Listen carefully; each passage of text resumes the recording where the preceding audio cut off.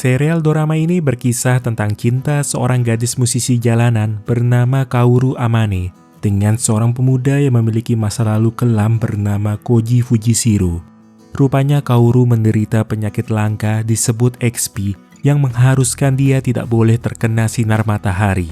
Bagaimana pasangan ini berjuang menggapai impian hidup mereka? Bersama saya Hendy, inilah alur cerita dorama berjudul Taiyo no Uta.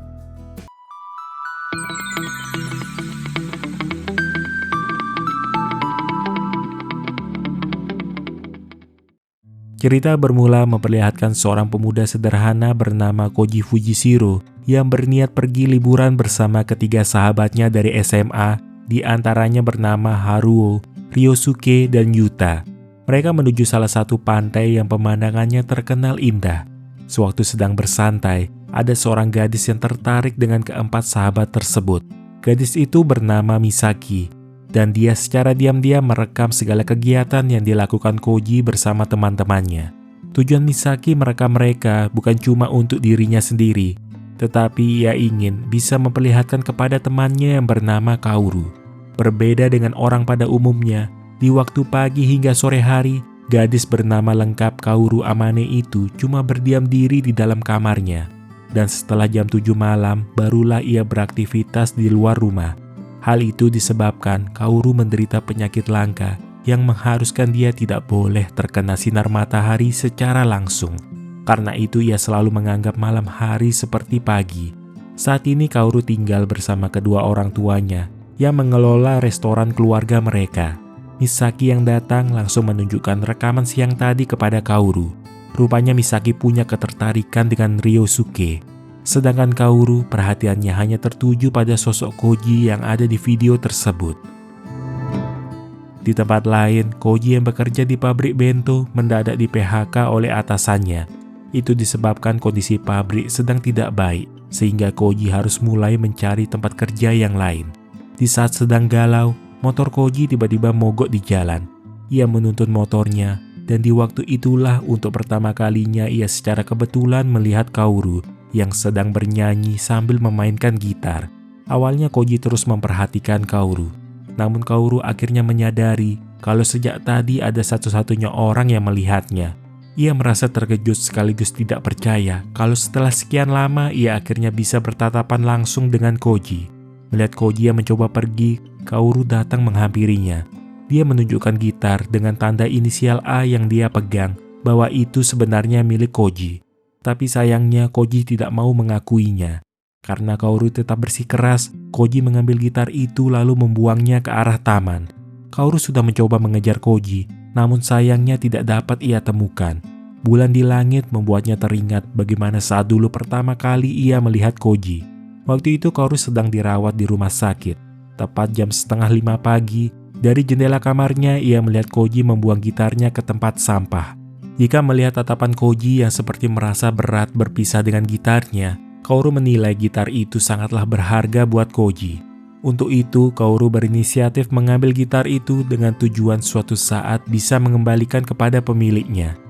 Sejak didiagnosa menderita penyakit Xeroderma pigmentosum atau XP, Kaoru yang saat itu masih kecil harus menerima realita bahwa dia punya masalah kulit yang hipersensitif terhadap radiasi ultraviolet.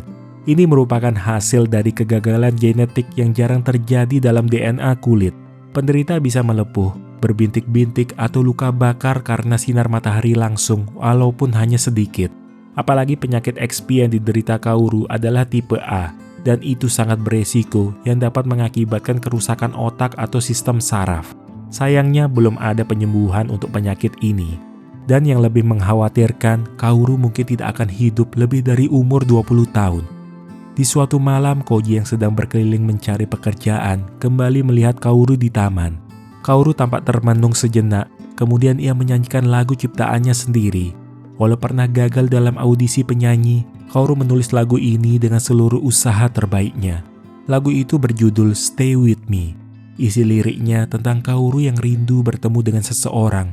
Bagaimana dulu ia hanya bisa memperhatikan orang itu dari balik jendela kecil. Koji yang mendengar lagu itu seketika dibuat teringat akan kenangan lamanya saat ia menemani mantan kekasihnya yang bernama Asami. Lalu semua itu harus sirna di saat Koji mengalami insiden perkelahian. Mendadak ada dua orang pria yang menghampiri Kaoru dengan tujuan untuk menggodanya. Mereka sampai memaksa Kaoru untuk ikut. Untungnya ada Koji yang datang menyelamatkan Kaoru. Setelah mengambil gitarnya, Koji mengajak Kaoru ikut bersamanya ke tempat yang lebih aman. Bisa berada dekat dengan Koji membuat Kaoru berpikir kalau matahari selalu tidak adil terhadapnya. Sebab matahari telah mengambil cahaya darinya, juga menghapus sosok bulan di langit. Dari kejadian barusan, Koji secara tak sadar memperlihatkan sisi baik dirinya yang mengkhawatirkan Kaoru. Biasanya ia mungkin akan berpikir untuk tidak terlibat. Tetapi lagu yang dinyanyikan Kaoru telah menyentuh perasaan Koji bahwa dia memang tidak dapat melarikan diri dari masa lalunya. Melihat gitar Kaoru yang rusak, Koji berinisiatif membantu Kaoru memperbaiki gitar tersebut. Koji menilai gitar itu sudah cukup baik dirawat oleh Kaoru.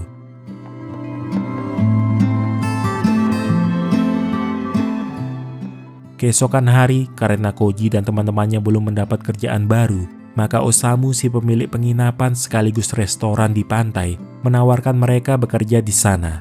Tentu tawaran itu langsung diterima Koji dengan begitu bersemangat. Ini merupakan satu keajaiban lagi untuk Kaoru. Karena lokasi pantai tak jauh dari rumahnya, hanya lewat jendela kamar, ia sudah bisa langsung melihat Koji yang sedang bekerja. Malam itu, seperti biasa, Kaoru tetap menyanyi di taman.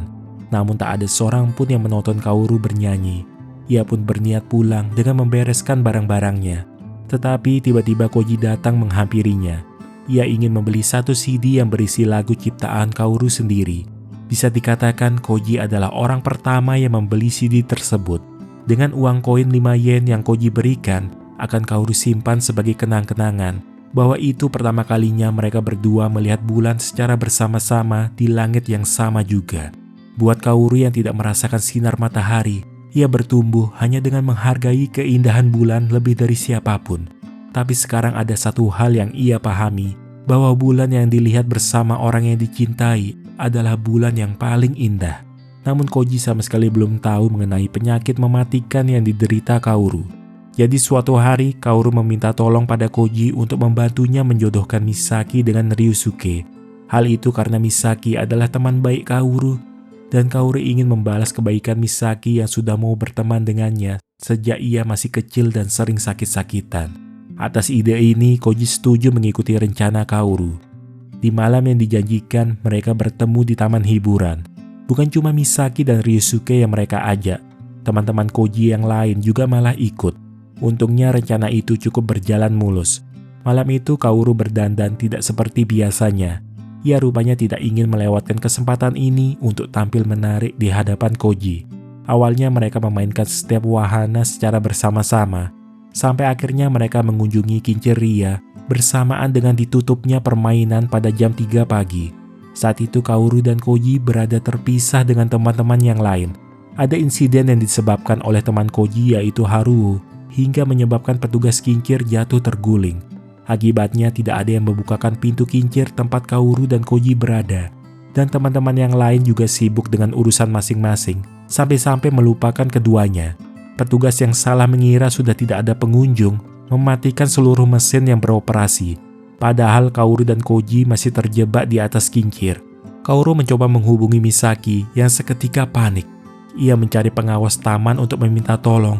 Namun yang jadi masalah, sekali mesinnya dimatikan membutuhkan 30 hingga 40 menit untuk menghidupkan kembali. Hal itu membuat Misaki semakin cemas. Ia memberitahu si pengawas taman kalau temannya yang terjebak itu memiliki penyakit yang tidak boleh terkena sinar matahari secara langsung. Teman-temannya yang mendengar tentang penyakit Kaoru awalnya sempat tidak percaya. Tapi Misaki menegaskan kalau nyawa Kaoru tidak sepantasnya dijadikan candaan. Sedangkan Kaoru, ia mulai merasakan takut membayangkan nasibnya nanti. Alasan Kaoru tidak memberitahu Koji mengenai penyakitnya karena ia ingin Koji tetap memandangnya seperti perempuan normal. Tapi Koji menyadari sikap aneh Kaoru yang mendadak seperti takut dan juga sedih. Setelah dibujuk, akhirnya Kaoru memberitahu kalau dia memiliki penyakit yang disebut XP dan mungkin belum pernah Koji dengar sebelumnya. Jika terkena sinar matahari secara langsung, maka Kaoru akan mati. Tubuhnya tidak mempunyai pertahanan terhadap sinar UV. Walaupun hanya terkena sinar matahari selama 5 menit, itu akan menyebar dan menyebabkan luka pada kulit. Ini sekaligus menjawab pertanyaan kenapa Kaoru hanya bisa keluar di saat malam hari saja dan kenapa ia begitu menyukai bulan. Kedua orang tua Kaoru juga sedang dalam perjalanan ke sana. Satu permintaan Kaoru, ia tidak ingin Koji melihatnya di saat matahari terbit. Tapi Koji yang memang masih bingung dengan semua ini, tidak mau hanya berdiam diri. Pakaian hitam akan melindungi dari sinar UV, dan dia juga menyuruh Kaoru segera mengoleskan krim pelindung sinar matahari. Tepat ketika matahari mulai terbit, Koji menggunakan tubuhnya demi melindungi Kaoru yang mulai gemetaran. Bersama dengan itu, mesin kincir mulai bergerak kembali. Kaoru berhasil dikeluarkan, dan kedua orang tuanya langsung membawa Kaoru secepat mungkin menuju klinik Dr. Shinichi. Setelah dilakukan pemeriksaan, kondisi tubuh Kaoru dinyatakan normal dan tidak ada tanda-tanda infeksi pada kulitnya. Ia khawatir sikap Koji akan berubah setelah mengetahui penyakitnya, dan itu membuatnya takut kalau dia tidak akan dapat melihat Koji lagi. Ini pertama kalinya Kaoru merasa semakin dalam ia menyukai Koji, membuat dirinya belum siap untuk mati dan berharap bisa hidup lebih lama lagi. Sementara Koji, ia mulai mencari tahu mengenai penyakit XP yang diderita Kaoru. Kalau kebanyakan penderita dengan tipe A tidak akan hidup melewati umur 20 tahun. Koji mengunjungi taman tempat Kaoru biasa bernyanyi, namun Kaoru tak pernah datang lagi. Karena itu ia mendatangi rumah Kaoru agar bisa bertemu. Tapi respon Kaoru tidak seperti yang Koji harapkan. Menurut Kaoru, jika maksud kedatangan Koji hanya karena merasa kasihan, maka sebaiknya mereka jangan bertemu lagi. Dari dalam lubuk hatinya, Kaoru sebenarnya tidak bermaksud berkata kejam seperti itu. Ia cuma tidak ingin membuat pria yang ia sayangi tidak bahagia jika bersamanya. Sejak hari itu, Kaoru tidak pernah keluar rumah lagi dan lebih banyak mengurung diri di dalam kamar. Malam itu, Koji merenung di taman seorang diri, sembari mendengarkan lagu milik Kaoru. Walau tahu Kaoru sudah bilang tidak ingin bertemu dengannya, tetapi Koji tetap ingin melakukan sesuatu untuk Kaoru. Ia kembali mendatangi rumah Kaoru di pagi sebelum matahari terbit dengan cara melempari jendelanya. Koji mengungkapkan kalau dia menyukai lagu pertama Kaoru, jadi menurutnya sayang sekali jika Kaoru berhenti menyanyi, padahal dia punya bakat. Jika sampai Kaoru berhenti menyanyi karena sesuatu yang ia lakukan, maka Koji tidak bisa memaafkan dirinya sendiri. Jadi mulai sekarang ia akan terus datang setiap pagi sampai Kaoru bersedia menyanyi lagi. Akhirnya Kaoru dapat mengerti dan merasakan ketulusan Koji.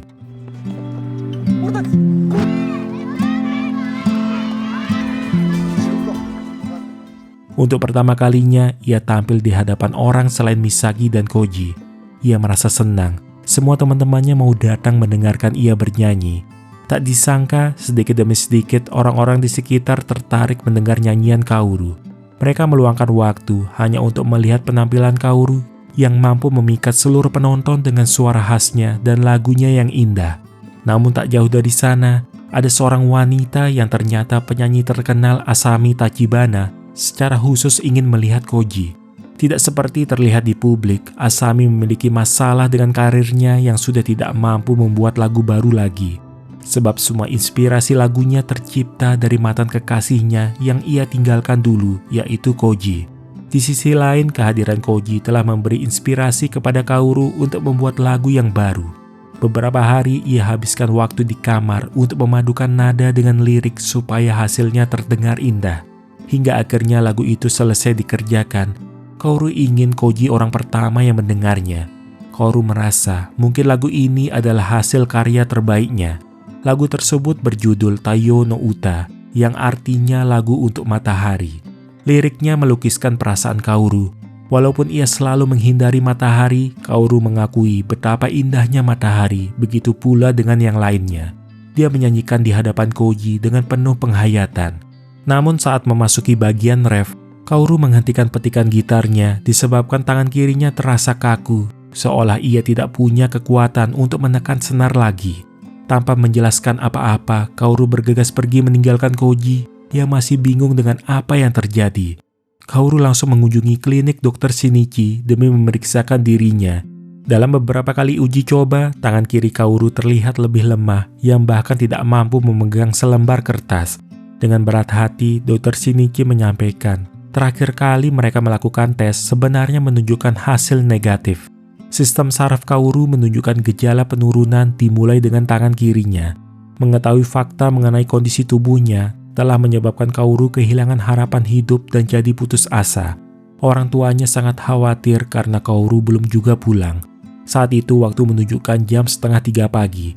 Koji bersama teman-teman dan juga orang tua Kaoru pergi mencari keberadaan Kaoru.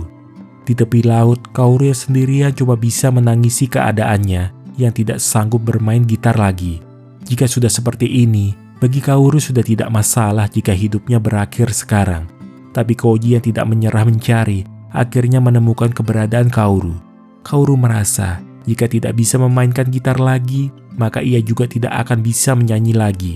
Setelah menemukan gitar itu dulu, Kaoru seakan menemukan impian dan alasan untuk terus hidup. Tapi sekarang semua impian itu perlahan diambil darinya. Bukan cuma jarinya, tapi mulai sekarang akan ada banyak anggota tubuh Kaoru yang akan mulai kehilangan kemampuan bergerak, seperti tidak bisa berbicara apalagi menyanyi. Kaoru menganggap dirinya hanya akan menyusahkan orang tuanya, dan yang tersisa tinggal menunggu kematian. Kaoru berniat mengakhiri hidup, tapi langsung dicegah oleh Koji. Koji bilang kalau semua orang ingin Kaoru tetap hidup. Itu sebabnya ia datang mencari Kaoru. Jika Kaoru tetap ingin membuang nyawanya, maka tidak ada seorang pun yang akan memaafkan Kaoru. Terutama Koji yang tidak akan pernah melepaskan Kaoru, sebab kini ia sudah sungguh-sungguh jatuh hati kepada Kaoru. Mendengar pengakuan Koji membuat Kaoru terdiam tak percaya.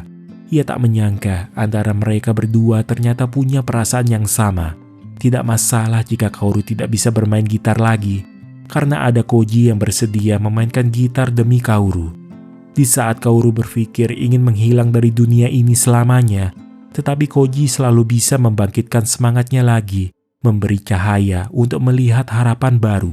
Pada dasarnya mereka berdua memang saling membutuhkan satu sama lain.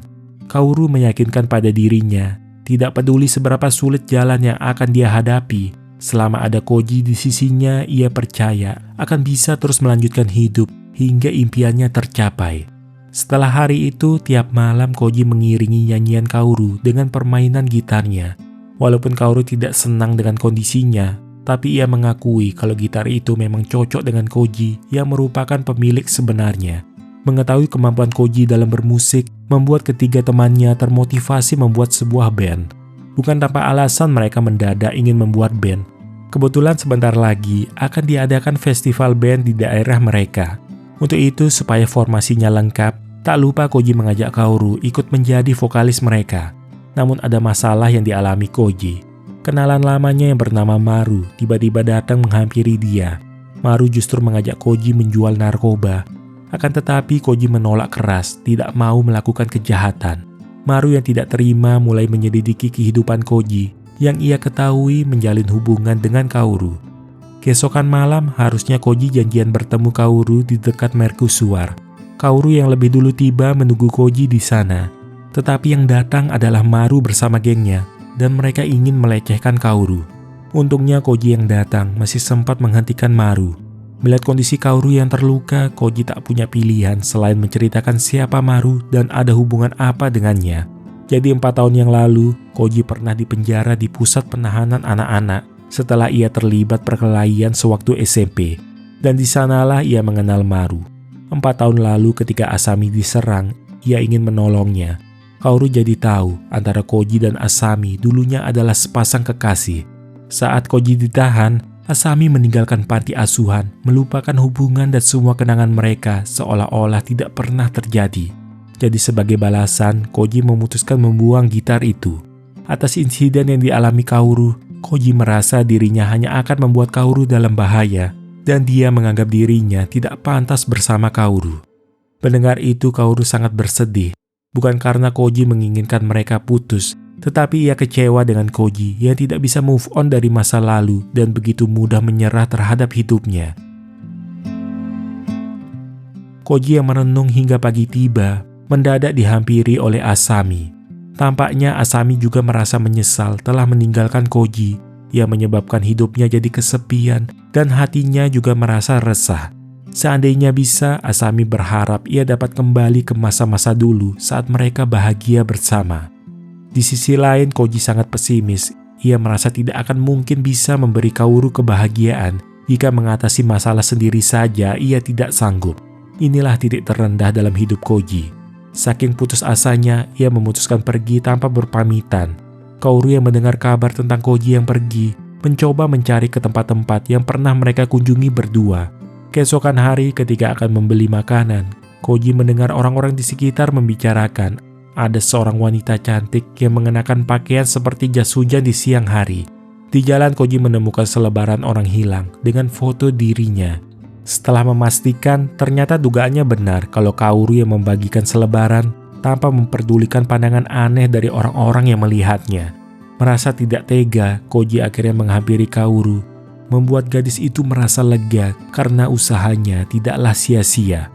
Kaoru meminta Koji mau memikirkan sedikit saja perjuangan teman-temannya yang sudah berlatih keras demi mengikuti festival yang akan diadakan 3 hari lagi.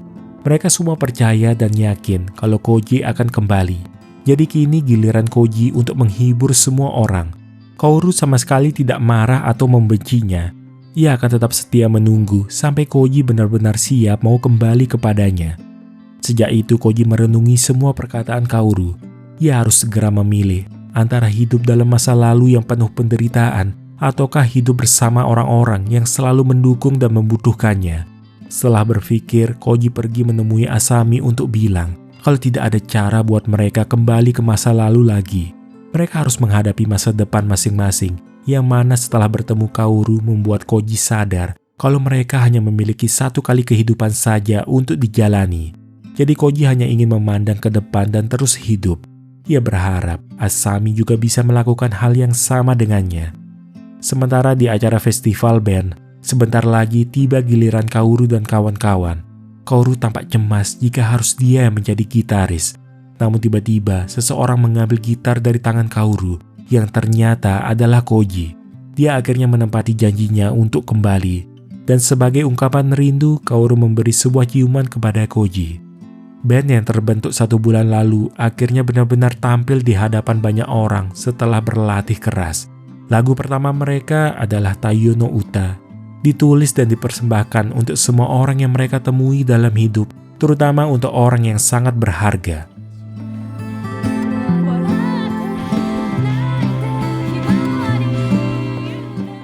Sungguh di luar ekspektasi, semua penonton sangat tersentuh oleh lagu dan penampilan mereka. Di antaranya ada Kudo, sang produser musik, yang ternyata menonton festival itu demi melihat penampilan Kaoru secara langsung. Malam itu sungguh menakjubkan, di mana momen-momen berharga itu selamanya akan selalu mereka kenang.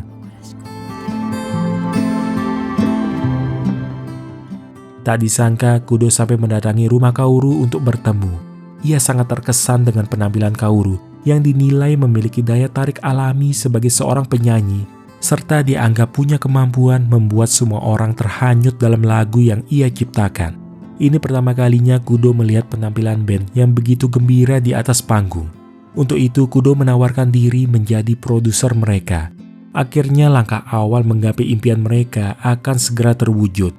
Mereka mulai menandatangani kontrak dan melakukan sesi foto untuk poster promosi.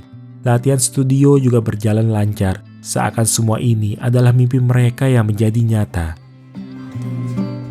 Namun, tak lama setelah itu tersebar skandal Asami yang disebut terlibat cinta segitiga dengan anggota band pendatang baru. Kaoru yang melihat berita itu tak bisa berkata-kata lagi. Dia disebut sebagai saingannya Asami dengan menderita penyakit yang tak bisa disembuhkan. Apalagi diberitakan juga mengenai Koji yang memiliki catatan kriminal. Meskipun berita itu tidak benar, yang jadi masalah gosip ini telah menyebar. Image band mereka telah berdampak negatif sehingga pertunjukan perdana akan dibatalkan. Keesokan hari giliran Koji yang diburu wartawan. Semua itu atas pengaruh wartawan yang berniat memojokkan Koji. Dia menanyakan hal-hal sensitif tentang kenapa Asami bisa menyukai Koji yang seorang mantan narapidana. Hal itu memancing emosi Ryosuke, dan Koji yang berniat melerai keduanya malah dijebak oleh si wartawan, seolah-olah Koji memukulnya hingga terluka. Atas peristiwa itu, polisi langsung menahan Koji. Jika melihat riwayat masa lalunya yang seorang mantan napi, Koji bisa ditahan lebih dari setengah tahun. Tetapi Kaoru tidak akan membiarkan hal itu terjadi. Secara nekat ia berlari keluar rumah mengejar Koji yang pada waktu itu masih siang hari. Kaoru sudah tidak memperdulikan dirinya lagi karena ia sangat memikirkan nasib Koji yang sungguh ia sayangi. Ia terus berlari sembari memanggil-manggil nama Koji. Dan Koji yang bisa mendengar jadi sangat panik melihat Kaoru yang berlari di tengah terik sinar matahari. Ia mulai memberontak, meminta polisi segera menghentikan mobil. Tapi sayangnya para polisi sama sekali tak memperdulikan hal tersebut. Orang tuanya akhirnya berhasil mencegat Kaoru. Mereka segera menghubungi Dr. Shinichi dengan memberitahu Kaoru yang terkena sinar matahari secara langsung. Untuk sekarang, kondisi Kaoru mengalami luka di bagian wajah dan tangannya. Namun infeksinya tergolong ringan, dikarenakan Kaoru sempat menggunakan krim UV. Dibanding memikirkan dirinya sendiri, Kaoru lebih ingin tahu bagaimana keadaan Koji. Orang tuanya hanya meminta Kaoru untuk tenang. Jika terjadi sesuatu kepada Kaoru, mereka khawatir Koji akan menyalahkan dirinya sendiri atas peristiwa itu. Saat ini Kaoru hanya perlu percaya dan berdoa kalau kesalahan yang dituduhkan kepada Koji itu tidaklah benar. Sementara Asami yang menganggap kejadian ini adalah tanggung jawabnya mencoba menghubungi wartawan tersebut. Ia membuat kesepakatan supaya wartawan itu mencabut tuntutan kepada Koji. Karena kurangnya bukti dan tuntutan korban juga ditarik, Koji akhirnya dibebaskan dalam waktu yang singkat. Di luar kantor polisi, teman-teman dan orang tua Kaoru sudah menunggu untuk menjemput Koji. Selama di perjalanan, Koji menonton acara di mana Asami tampil untuk memberikan klarifikasi. Ia menjelaskan mengenai hubungannya dengan Koji yang sama-sama tumbuh besar di panti asuhan. Soal kekerasan 5 tahun lalu, Koji hanya mencoba melindunginya ketika ia hampir saja diperkosa. Sekalipun Koji berhasil melindungi Asami, tetapi berita hampir diperkosa yang tersebar malah akan memunculkan gosip miring karena tidak ada seorang pun yang tahu kebenarannya. Koji ditahan karena dianggap ia memulai perkelahian. Namun setelah semua pengorbanan Koji, Asami malah mengkhianatinya dengan tidak menunggu dan meninggalkan panti asuhan. Perasaan bersalah itulah yang menyebabkan Asami tidak dapat menulis lagu baru dengan berpikir dirinya terlalu bergantung kepada Koji. Sementara Kaoru yang termenung sendirian, terkejut melihat Koji yang mendadak muncul di hadapannya. Ia benar-benar sedih, berpikir dirinya mungkin tidak akan pernah bertemu dengan Koji lagi. Kaoru sadar betul, tindakannya itu sungguh ceroboh membahayakan diri sendiri. Tapi kejadian itu sebagai bentuk luapan emosi Kaoru yang tidak ingin berpisah dari Koji lagi dengan waktu hidupnya yang semakin menipis. Pengakuan yang dilakukan Asami ternyata sangat efektif memperbaiki citra Asami maupun band Moonchild di mata masyarakat. Tak sedikit yang mengharapkan dan menunggu bagaimana penampilan perdana mereka nanti. Dari jendela kamar yang sama, dulunya Kaoru pertama kali melihat Koji melintas dan membuang gitarnya. Setiap kali mendengar petikan gitar Koji, selalu membuat Kaoru tenang dan hanya ingin terus mendengarkan. Seandainya bisa, Kaoru berharap ia ingin selalu berada di sisi Koji untuk selamanya. Namun itu semua hanyalah sekedar impian. Kondisi Kaoru tiba-tiba memburuk dan mengalami batuk-batuk. Setelah dilakukan pemeriksaan, terjadi kegagalan sistem pernafasan yang bisa menyebabkan kematian sebagai dampak dari rusaknya sistem saraf. Dokter menyarankan agar Kaoru menjalani operasi untuk memindahkan bagian trakeanya. Jika tidak dioperasi, akan menyebabkan kesulitan dalam bernafas yang dapat mengancam jiwa. Sayangnya, karena pita suaranya juga harus diambil, maka Kaoru tidak akan pernah bisa bernyanyi lagi. Selain itu, Kudo datang mengabarkan band Moonchild telah dijadwalkan tampil bersamaan dengan konser Asami. Hal itu membuat Kaoru jadi bimbang. Apa ia harus memilih membuang impian untuk hidup ataukah mati setelah impiannya tercapai? Ia pun meminta saran dari Koji. Di antara kedua pilihan itu, manakah yang terbaik untuknya? Bagi Koji, tidak masalah mana yang terbaik. Karena yang paling penting adalah keputusan yang tidak akan pernah Kaoru sesali seumur hidup. Memang sungguh egois jika Kaoru ingin terus bernyanyi dengan kondisi seperti sekarang. Tetapi itulah pilihan Kaoru. Apapun yang terjadi, ia hanya ingin terus bernyanyi. Sehingga ia menolak untuk melakukan operasi. Ia benar-benar tidak ingin hidup dengan penyesalan karena itu sama saja menyia-nyiakan hidup yang telah diberikan kedua orang tuanya. Mendengar isi hati Kaoru, orang tuanya hanya bisa menghargai keputusan putri mereka, meskipun kenyataan itu sangatlah menyakitkan. Selama ini Kaoru selalu membenci penyakitnya, menangis karenanya, dan berpikir mengenai seberapa banyak hal baik yang terjadi seandainya ia tidak pernah dilahirkan. Tapi sekarang dari lubuk hati terdalam ia merasa bahagia bisa mengenal musik dan bertemu dengan Koji. Apa yang dirasakan Koji pun sama. Ia merasa bahagia bisa bertemu gadis istimewa seperti Kaoru yang sungguh-sungguh ia cintai. Di malam konser, Koji sendiri yang menjemput Kaoru. Namun ketika tiba giliran Moonchild untuk tampil, mendadak kondisi Kaoru kembali mengalami batuk-batuk. Antara Koji dan ketiga temannya sadar betul Kaoru sedang berjuang menahan rasa sakitnya. Tidak peduli bagaimana keadaannya, Kaoru tetap bersikeras ingin menyanyi.